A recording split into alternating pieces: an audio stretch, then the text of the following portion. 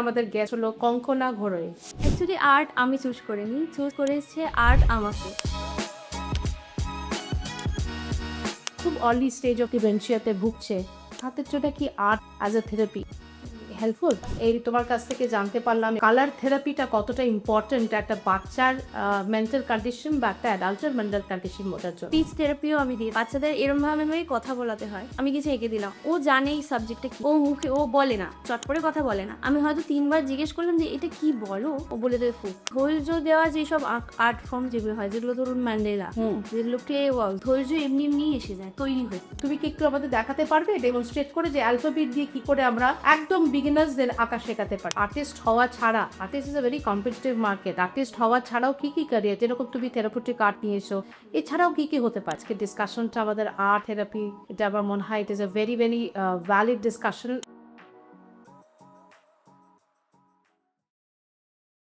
শুরু করছি একটা নতুন এপিসোড নিয়ে প্রম্পটস উইথ পারমিতা। আজকের আমাদের গেস্ট হলো কঙ্কনা ঘোড়ই।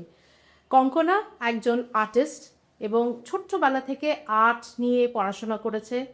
ওর তালিম দিয়েছে ওর বাবা, এবং সেখান থেকে ওর আঁকা শেখা, ডিপ্লোমা করেছে, থেরাপিউটিক আর্ট নিয়ে পড়াশোনা করেছে, ডিগ্রি নিয়েছে, এবং আঁকার প্রচুর প্রচুর কম্পিটিশনসও জিতেছে ও ছোটোবেলা থেকে।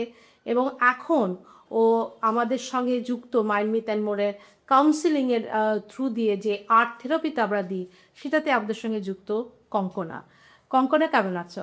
আমি ভালো আছি ম্যাম, আপনি কেমন আছেন? আমি ভালো আছি। Welcome to prompts with Paromita.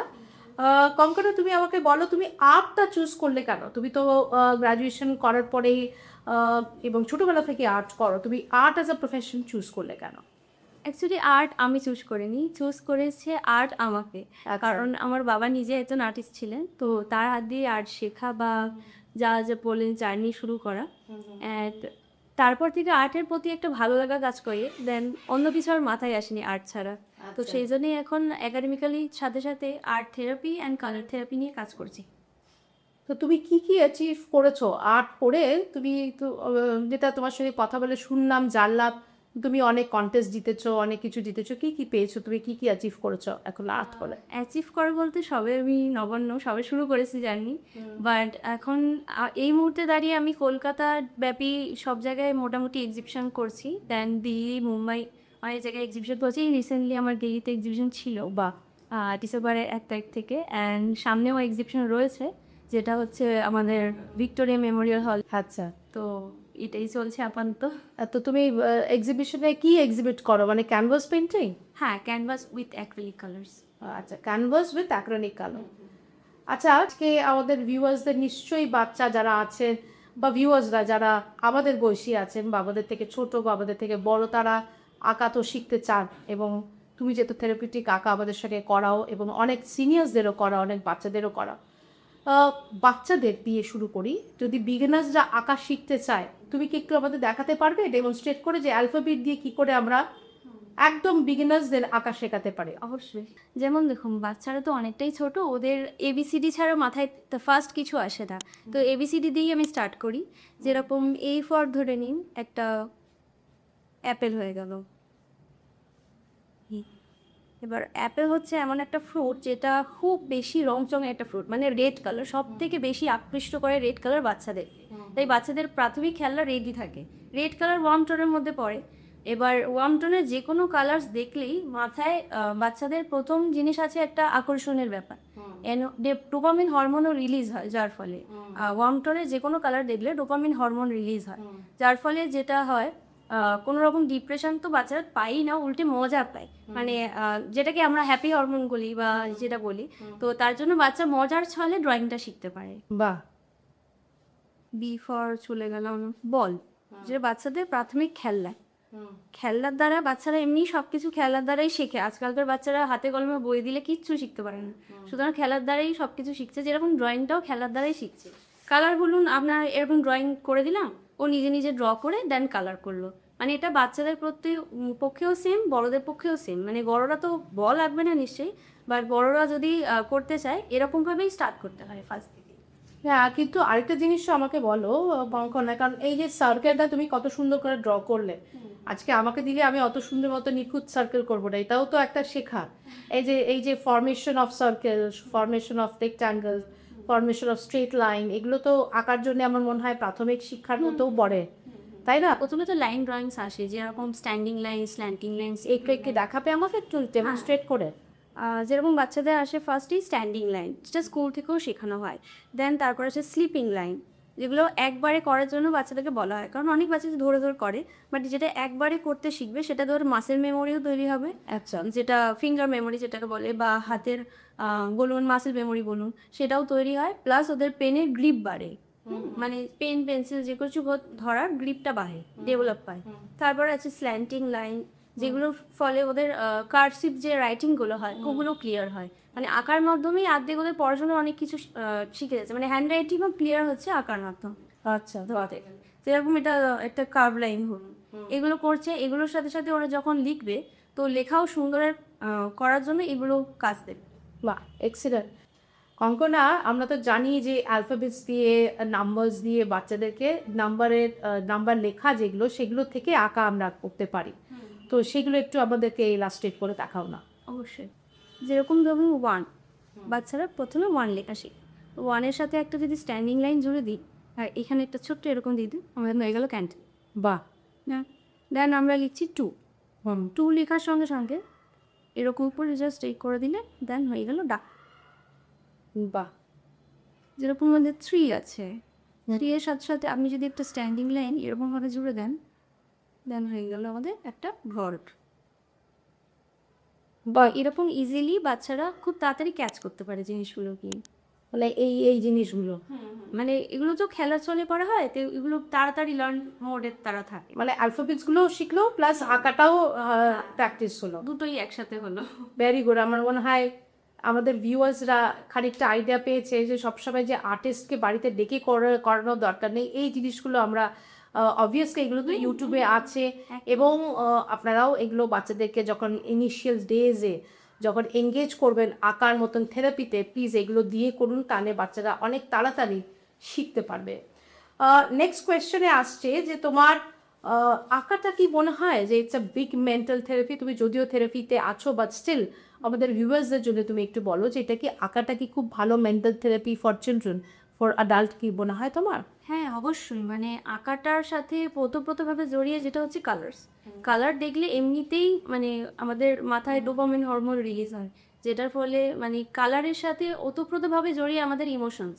যেরকম আদিম যুগে মানুষরা দেওয়ালে এঁকে নিজেদের ইমোশন প্রকাশ করতো, তখন তো ভাষাও ছিল না, তখন পুরো আঁকার মাধ্যমেই নিজের ইমোশন বলুন, দুঃখ কষ্ট বা আনন্দ সবটাই আঁকার মাধ্যমে প্রকাশ হতো।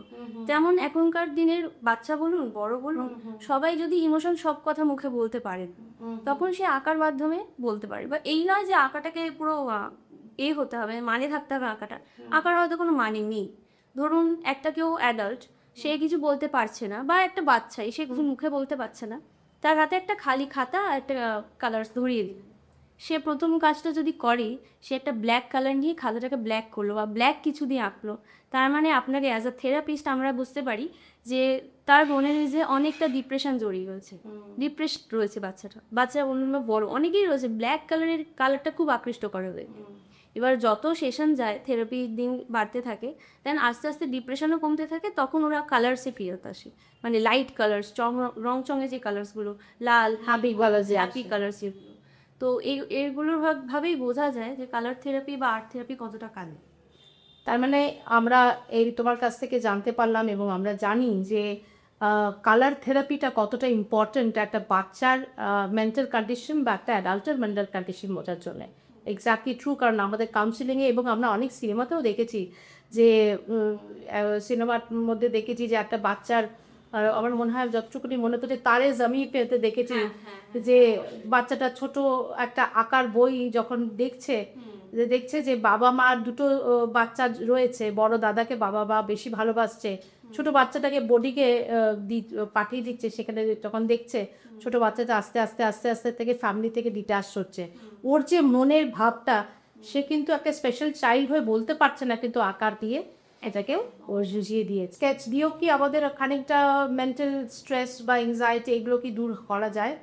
অনেকে আছে না বসে বসে, আমি এরকমও মানুষ দেখেছি, কঙ্কনা তুমি দেখেছো কিনা জানি না, যে কথা বলছে বসে বসে নিজের মনে স্কেচ করে যাচ্ছে, এবং হঠাৎ করে দেখলাম যে হয়তো আমারই মুখটা স্কেচ করলো, বা আমার সাথে কথা বলছে পাশের টেবিলে কাউকে একটা স্কেচ করে দিল।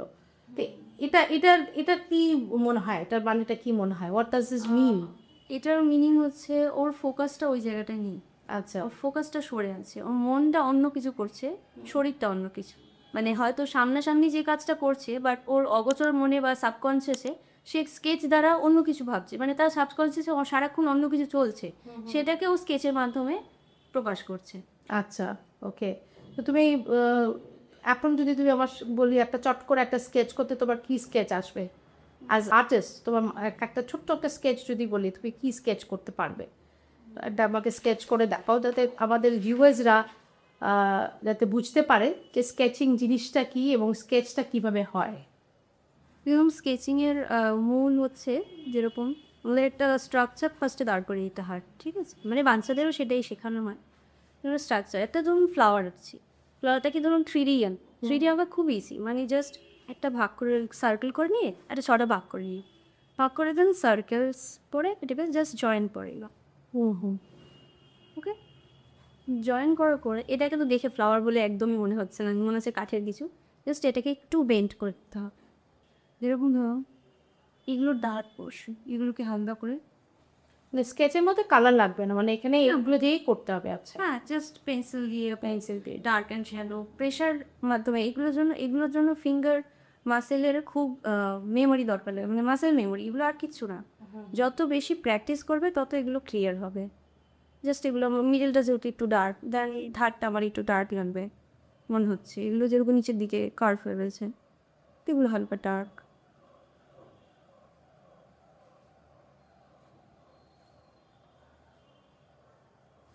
দেন পাতাটা এই দিকে নেমে রয়েছে বা এই দিকটা উঠে রয়েছে, আলো তো ধরুন উপর দিয়ে পড়ছে, তো এই দিকটা আমার হালকা ডার্ক করে দিতে হবে, ন্যাচারাল যেটা লাইটসের উপর ডিক্লো করছে। দেন এইটা, এটা তো একদম নিচে রয়েছে, তো এটা মোর ডার্কার হবে জায়গাটা।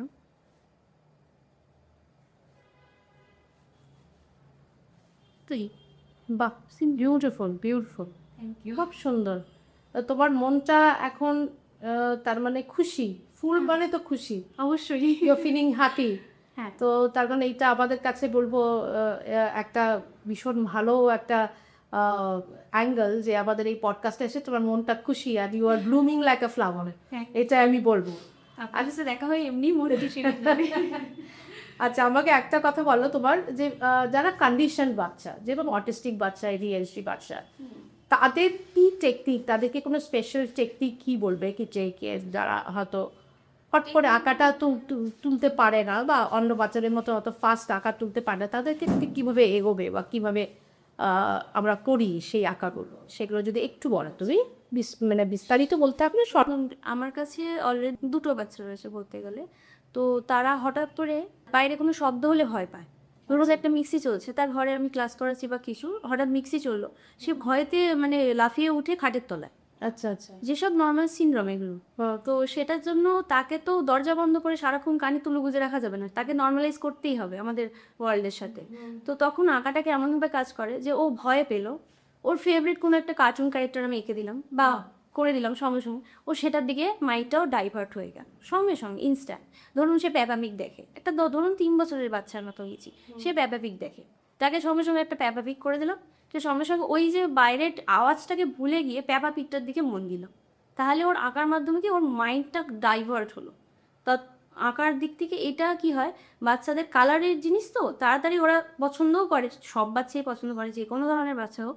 তো এগুলো ওদের হেল্প করে অনেক দিক থেকে, মানে ধরুন শুধু আওয়াজ নয়, অনেক দিক থেকে হেল্প করে। ধরুন তারা কথাই বলে না বাবা মার সাথে বা কিছু, স্পিচ থেরাপিও আমি দিয়ে থাকি, মানে স্পিচ থেরাপি দিয়ে থাকি বলতে বাচ্চাদের এরমভাবেই কথা বলাতে হয়, যে একটা ধরুন আমি কিছু এঁকে দিলাম, ও জানে এই সাবজেক্টটা কী, এটা হয়তো জানে এটা ফ্লাওয়ার, ও মুখে ও বলে না, চট করে কথা বলে না, আমি হয়তো 3 বার জিজ্ঞেস করলাম যে এটা কি বলো, ও বলে দেবে ফুল, কারণ জিনিস অবজারভেশনের মাধ্যমে ও দেখে জিনিসটাকে বললো, ওয়ার্ডটাকে বললো। এইভাবে কথাও বলতে অনেকের ক্লিয়ার, মানে তো সামনে ডেমনস্ট্রেট করলে অনেকটা বেশি বেটার হয়। হ্যাঁ হ্যাঁ, যেরকম ধরুন একটা কাগজ কেটে কোলাজ করে দিলাম, একটা ফ্লাওয়ার বানিয়ে দিলাম ফুলের, মানে কাগজের, তো ওটা দেখলে সঙ্গে সঙ্গে ফুল বলে উঠলো। তো এটাই art is one of the form যেটা আমাদের একটু কন্ডিশন বাচ্চা যাদের তাদেরকে অনেকটা অ্যাক্টিভিটিতে ফেরাতে অনেকটাই হেল্প করে ডেফিনেটলি। নেক্সট আসবো তোমার ডোমেন এরিয়া, যেরকম অ্যাক্রিলিক কালার এবং ওয়াশ কালারের মধ্যে একটু ডিফারেন্সটা যদি আমাদের বলো। Acrylic colour water base colour, কিন্তু ওটা স্বচ্ছ কালার নয়, এটা খোলা কালার, মানে একদম ডিপ কালার যেটাকে বলি। আর ওয়াশ কালার হচ্ছে, অ্যাক্রিলিক কালার মেনলি আমাদের ক্যানভাসে করা হয়, আর ওয়াশ কালার হচ্ছে মেনলি পেপারে করা হয়, যেটাতে খুব স্বচ্ছ কালারের লেয়ার ইউজ হয়। আর পেপারের উপর হ্যান্ডমেড পেপার বলুন বা মোটা ধরনের পেপারের উপর ওগুলো করা হয়, মানে একটার পর একটা লেয়ার দিয়ে দিয়ে ওয়াটার কালার করা হয়। আর ওয়াশ কালারটা ওয়াশ কালার আর water colour is same same. Yeah. আর ফেব্রিকটা কি, ফেব্রিক কালার টালে যেটা ফেব্রিক আর ধরে নিই অ্যাক্রিলিক সেম, ফেব্রিক হচ্ছে যেটা কাপড়ের উপর করা। ওটাই ডিফারেন্স না ডিফারেন্স না, কালারটা সেম, জাস্ট ট্রিটমেন্টটা আলাদা, মানে আচ্ছা আচ্ছা। আর গ্লাস পেইন্টিং এ যে কালার ইউজ করে সেটা কি? ওটা গ্লাস পেন্টিং এর আলাদা কালার পাওয়া যায়, ওটাও স্বচ্ছ কালার, বাট ওটা ওয়াটার ইউজ হয় না, ওয়াটার বেস কালার, বাট ওটা স্বচ্ছ কালার টাইপের, মানে কি বলবো, not water colour, not acrylic, এটা মিডিলের একটা ভার্সন। আচ্ছা, কিন্তু গ্লাস পেইন্টিংটা দিলে আর আলাদাভাবে শিখতে হয় কি, মানে যারা গ্লাসের মধ্যে পেইন্টিং করে না তোমাদের মতনই না, আবিষ্কার করতে পারে? হ্যাঁ হ্যাঁ হ্যাঁ, আমাদের কাছে শিখি বা আমরাই শেখাই। আর তুমি তো পট বানাও এবং পটের মধ্যে আঁকো বা এরকম ধরনের প্রচুর জিনিসের ওপরে আঁকো, অবজেক্টের ওপরে আঁকো, এগুলোতে কি কালার ইউজ করো তুমি? ওগুলো তো অ্যাক্রিলিকই ইউজ। অ্যাক্রিলিক কালার প্রথমে একটা জেসো দিয়ে কোট করে নিতে হয়, মানে সাদা এক ধরনের কালার পাওয়া যায়, মোটা ধরনের কালার, ওটা দিয়ে কোট করে নিলাম, সারফেসটা ক্লিন হয়ে গেল, then you can apply acrylic colours. Okay great. আচ্ছা আমাকে তুই বলো যে অ্যাডাল্টস আর যারা আছে বা রিটায়ার্ড পারসন যারা আছে, যারা ধরো খুব আর্লি স্টেজ অফ অ্যালজাইমার্সে ভুগছে, ডিমেনশিয়াতে ভুগছে, তাদের জন্য কি art as a therapy helpful? হ্যাঁ অবশ্যই হেল্পফুল। তারা মানে দেখুন, সারাক্ষণ তো একটা মানুষ চুপচাপ বসে থাকতে পারে না, নিশ্চয়ই। সারাক্ষণ স্ক্রিন নিয়ে থাকতে পারে না, টিভি বলুন, মোবাইল বলুন।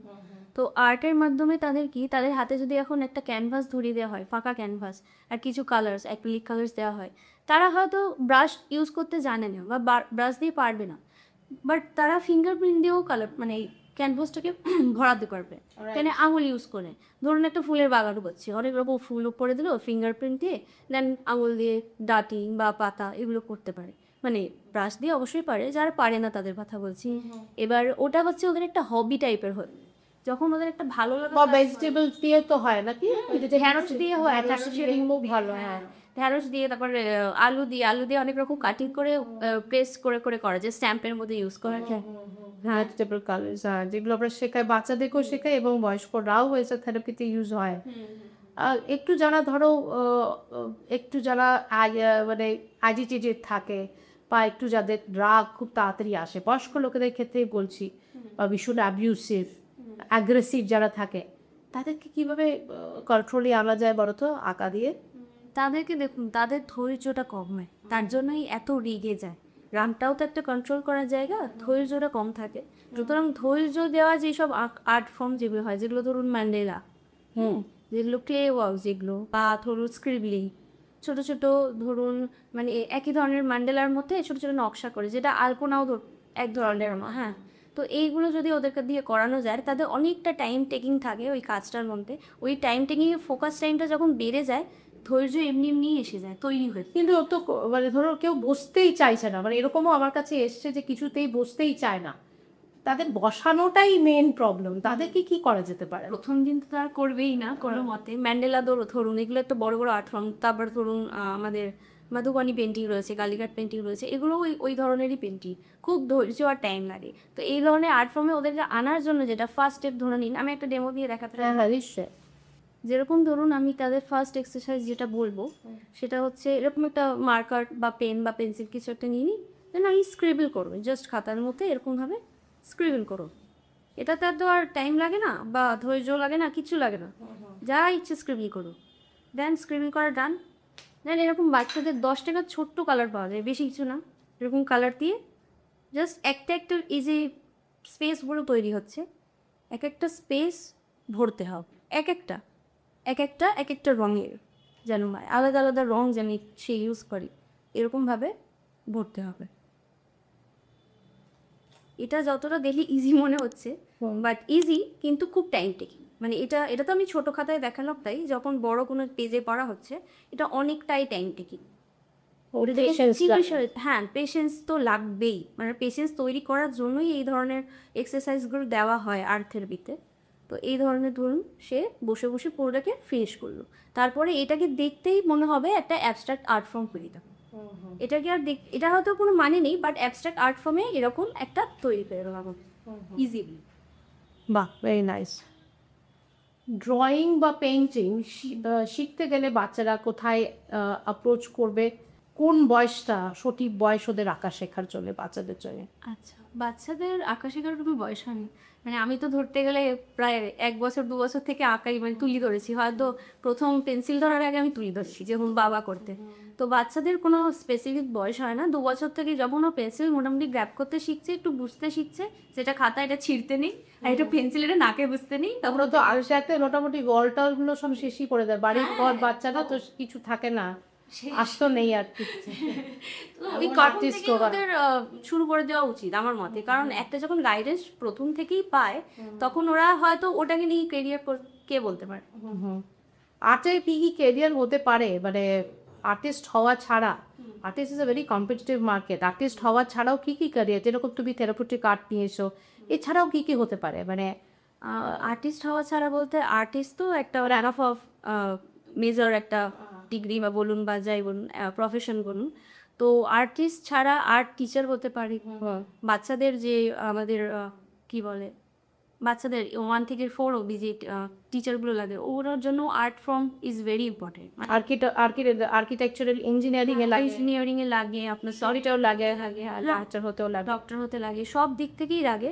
বাট আর্টিস্ট হিসেবে আপনি ধরতে গেলেন আর্ট থেরাপিস্ট হতে পারেন, কালার থেরাপিস্ট দেন আপনি হতে পারেন, এক্সিবিটর হেল্প যারা করে, আর্ট কিউরেটার যেটাকে বলে, আর্ট কিউরেটর হতে পারে। আর্ট নিয়ে হিস্ট্রি পড়তে পারে, আর্টের যে হিস্ট্রি সেটা নিয়েও একটা স্কোপ রয়েছে। আচ্ছা, হ্যাঁ, মানে ইন্ডিয়ান আর্টের বিশাল বড় হিস্ট্রি, যারা ওটা নিয়ে রিসার্চ করে তাদের মারাত্মক লেভেল পেশেন্স আমার বলা যায়। তো ওটা অনেক রকম কেরিয়ার আমাদের খুলে যায়। বাহ, ভেরি গুড।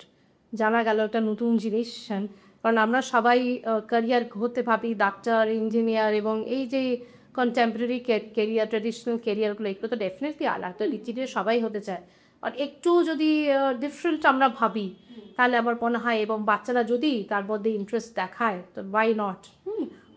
কোথা থেকে তোমার মনে হয় কোন কোন জায়গা থেকে কি কি ডিগ্রি নিলে ভালো হয় আর্টে? তোমার কোনো, যদি তুমি কোনো সাজেশনস দাও আমাদের। ডিগ্রি বলতে ছোট বাচ্চাদের জন্য তো ডিপ্লোমা রয়েছে, এখানে অনেক রকম বোর্ড রয়েছে, অনেকগুলি বোর্ড রয়েছে। তো সেখান থেকে যে কোনো ভালো আর্টিস্ট করুন বা আর্ট টিচারের কাছে আপনি যদি যুক্ত হন, বা অনেক আর্ট একাডেমি রয়েছে, যেমন আমার নিজেরই রয়েছে কল্পনা আর্টেরই। তো এরকম একাডেমিগুলোতে যারা যুক্ত হয় তো সেখান থেকে ওদের ডিপ্লোমাটা হয়ে যাচ্ছে, যেটা 7th ইয়ারের হয়। মানে একদম ধরুন একদম ছোটো বাচ্চা থেকে দিতে 7 বছর ধরে সে একটা ডিপ্লোমা পেয়ে গেল। দেন হয়ে গেল এইচএসের পরে আমাদের আর্ট কলেজ, 3-4টে আর্ট কলেজ আছে। তো সেখান থেকে আর্ট কলেজের জন্য একটা এলিটারে দিতে হয়, এন্ট্রেন্স এক্সাম দেওয়ার পরে সেখান থেকে সিলেক্টেড হয়। তো আর্ট কলেজে তো রয়েছে UG and PG, undergraduate এবং পোস্ট গ্রাজুয়েট, তো সেখান থেকে। বাহ, ভেরি গুড। কঙ্কনা, শেষ প্রশ্নতে আসবো, এবং আমার মনে হয় আজকে ডিসকাশনটা আমাদের আর্ট থেরাপি, এটা আমার মনে হয় it is a very very valid discussion আজকের। এবং লাস্ট হলো তুমি তোমার টিপস, যারা হয়তো আর্ট নিয়ে জীবনে ক্যারিয়ার বানাতে চায়, বা যাদের বাবা মারা যাদের বাচ্চাদেরকে আর্ট শেখাতে চায়, তাদের জন্য যদি তোমার কোনো টিপস বা তোমার কোনো অ্যাডভাইস থাকে একটু আমাদের ভিউয়ার্সদের চাও। আচ্ছা, আর্ট নিয়ে যদি কেউ এগোতে চাও তো এই নয় যে তাকে আর্ট কলেজে পড়তেই হবে, সে সেলফ থন আর্টিস্টও হতে পারে। হ্যাঁ, যতটা যে নিজের চেষ্টার ফল কোনো দিন বৃথা যায় না, সবাই সেটা জানে। তো চেষ্টা করতে থাকো, আর্ট শিখতে থাকো, যে এই স্যারের কাছে পছন্দ হচ্ছে না অন্য স্যারের কাছে লাফিয়ে লাফিয়ে শিখতে থাকো, শেখার কোনো শেষ নেই, বয়সেরও কোনো শেষ নেই, মানে যে কোনো বয়সেই শুরু করতে পারো। তো এরকমভাবে চলতে থাক। অ্যান্ড কলেজ তো অবভিয়াসলি আছে, কলেজ ট্রাই করো, তারপরে এক্সিবিশনস আছে, মানে বড়োর দিকে ভাবো। সবসময় যে একে আঁকাটাকে বিক্রি করতে হবে তা না, মানে অনেকেই প্যারেন্টসরা রয়েছে আঁকছিস কেন বেকার, বিক্রি হবে না তো, সেটা নিয়েও নয়, আর্ট প্র্যাকটিস করতে থাকো, প্র্যাকটিস করে এরকম বোঝা বানিয়ে ফেলো আর্টের, কিন্তু ওটাকে নিয়ে এগোনোর জন্য তোমার প্র্যাকটিসটা মাস্ট। সেটাকে কারো কাছে হতে হবে এর কোনো মানে নেই, ইউটিউব রয়েছে, আমাদের গুগল রয়েছে, সব কিছু রয়েছে, সেটা দিয়ে প্র্যাকটিস করো। বাহ, খুব ভালো লাগলো তোমার সাথে কথা বলে কঙ্কনা। কঙ্কনার সাথে যদি যোগাযোগ করতে হয় তাহলে প্লিজ আমাদেরকে মেসেজ করুন, আমরা কঙ্কনার নাম্বার এবং কঙ্কনার ইনস্টিটিউটের নাম্বার শেয়ার করে দেবো, এবং সেখানে আপনারা ডাইরেক্টলি কঙ্কনার সাথে যোগাযোগ করতে পারেন। কঙ্কনা অনলাইন অফলাইন দুটোই ক্লাস নেয়। থেরাপিউটিক কাউন্সিলিংয়ে আমাদের সঙ্গে যুক্ত আছে, যারা থেরাপিউটিক কাউন্সিলিংয়ের জন্য কঙ্কনাকে চায়, for special kids or for retired or যাদের এজেড প্যারেন্টস বাড়িতে আছে, they are suffering from any condition, definitely we are there to help out. Thank you so much Kankana আজকে আমাদের সঙ্গে থাকার জন্যে। থ্যাংক ইউ সো ভালো মাচ। ভালো থাকবেন।